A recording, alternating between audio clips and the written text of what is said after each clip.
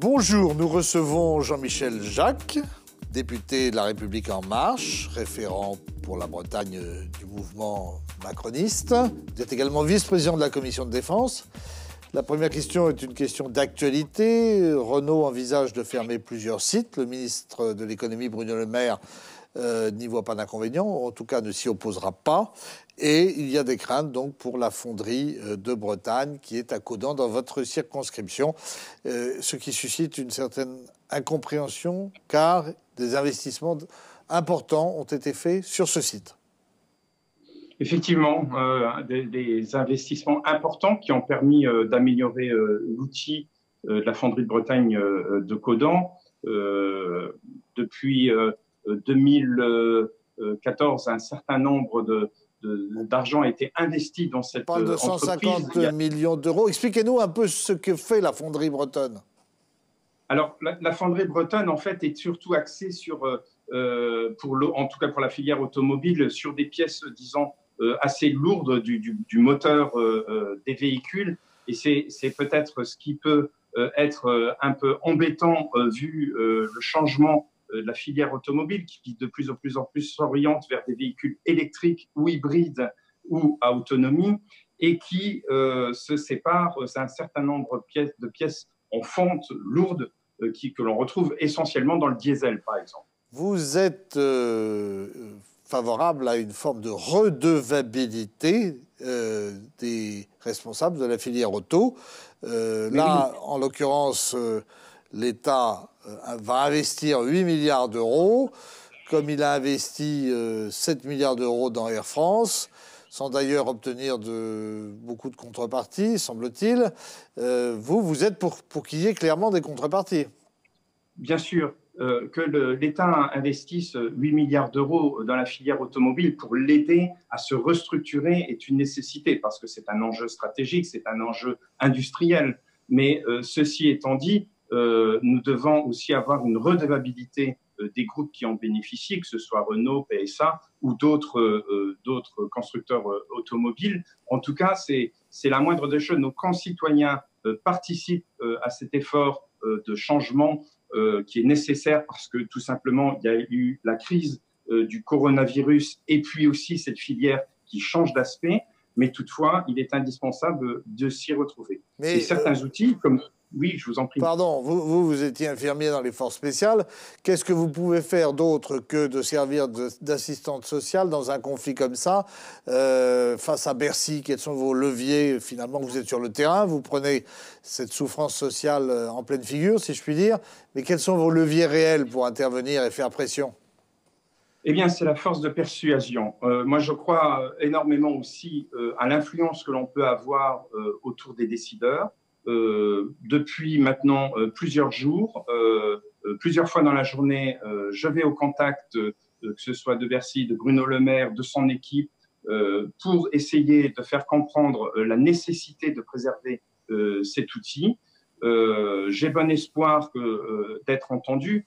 Moi, je comprends, et d'ailleurs les salariés le comprennent aussi, qu'il y a une nécessité de changement par rapport à cette filière qui évolue, par rapport à la demande sociétale, la demande d'automobiles différentes.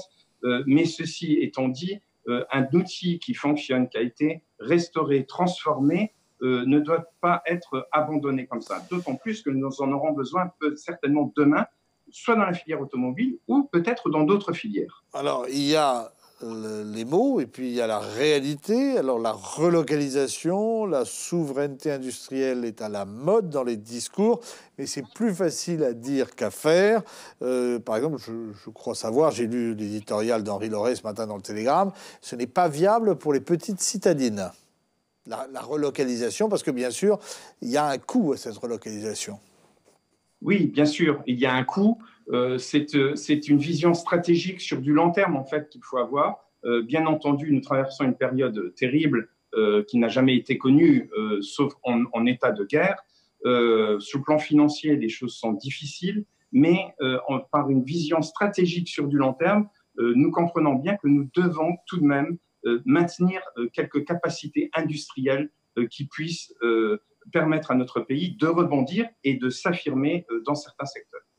Et cette conversion à l'étatisme rooseveltien, si on peut dire, par référence à la crise de 29, est-ce que ça vous choque pas de la... Une référence qui me va bien, monsieur Voilà, Figueroa. ça vous choque pas de la part d'un président qui, au départ, se présentait comme un réformateur libéral?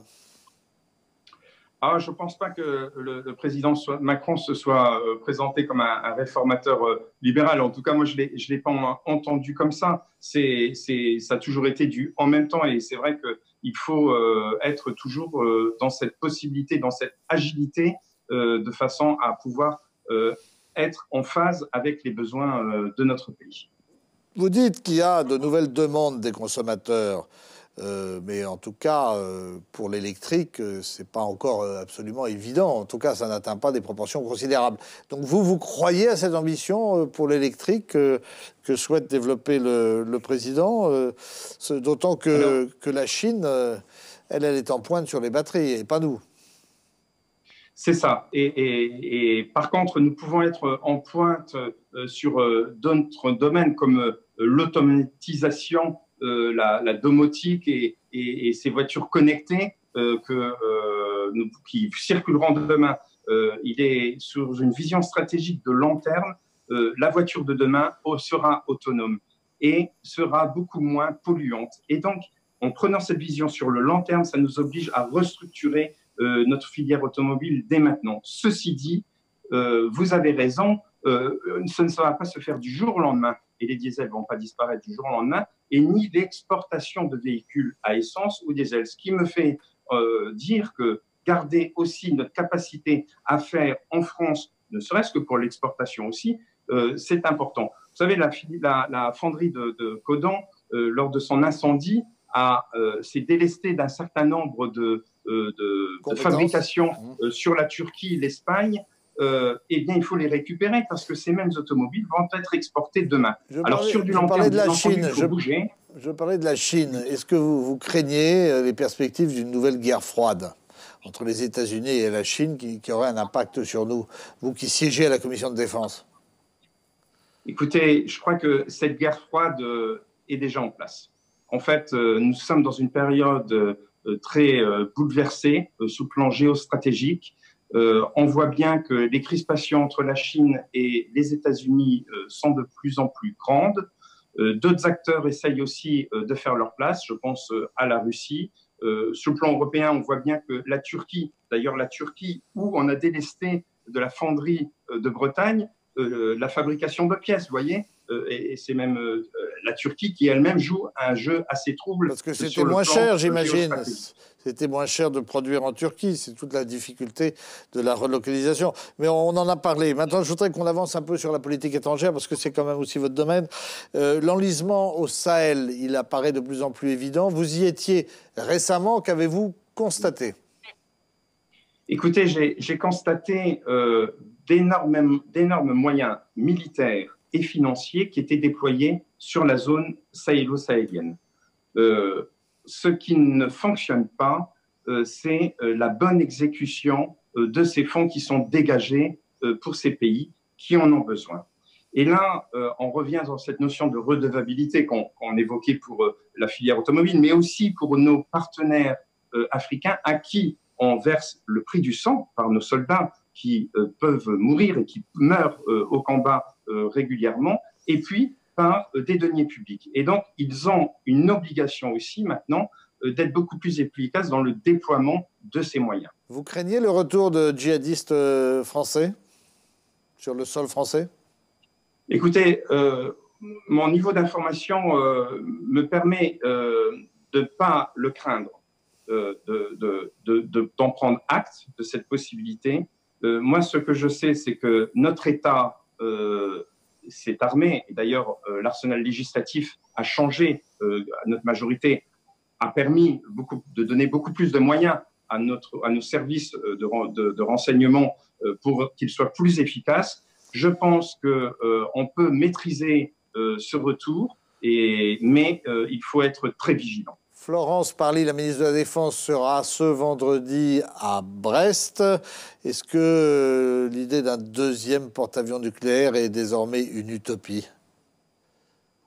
Non, je ne pense pas que ce soit une utopie. Je pense que ça reste dans cette vision stratégique de long terme.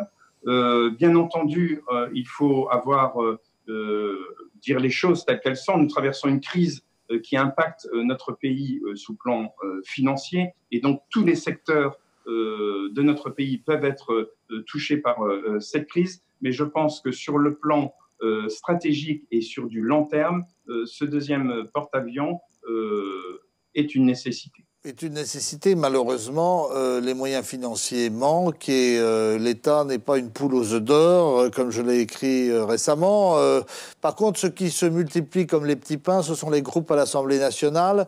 Il y a un 10e groupe qui s'est créé à l'initiative d'Olivier Becht, député du Haut-Rhin, et de Jean-Charles Larsonneur, député de Brest.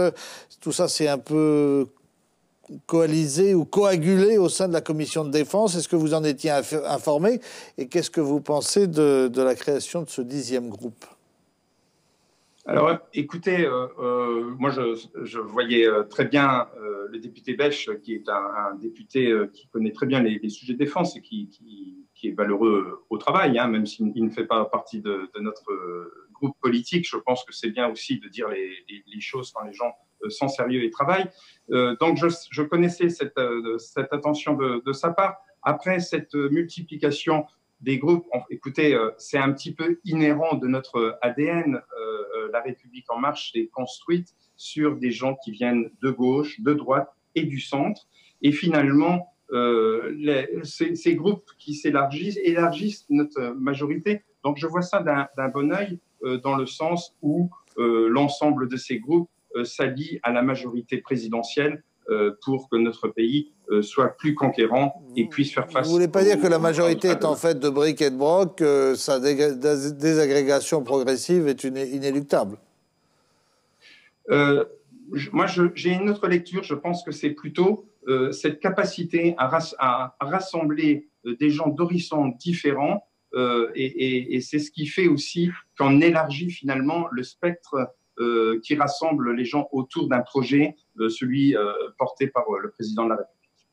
Finalement, ce sont des voix que vous avez ralliées, notamment au sein de la droite constructive, notamment des députés qui ont été pris à l'UDI?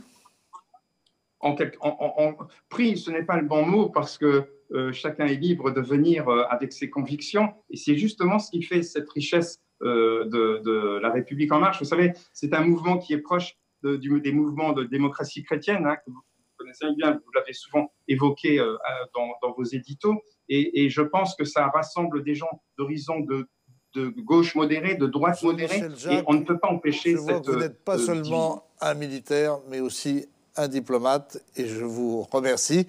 Nous, on se retrouve la semaine prochaine avec un nouvel invité lundi qui sera le député Jean-Charles Larsonneur, qui nous donnera justement son point de vue sur la création de ce nouveau groupe à l'Assemblée. À bientôt, bonne fin de semaine.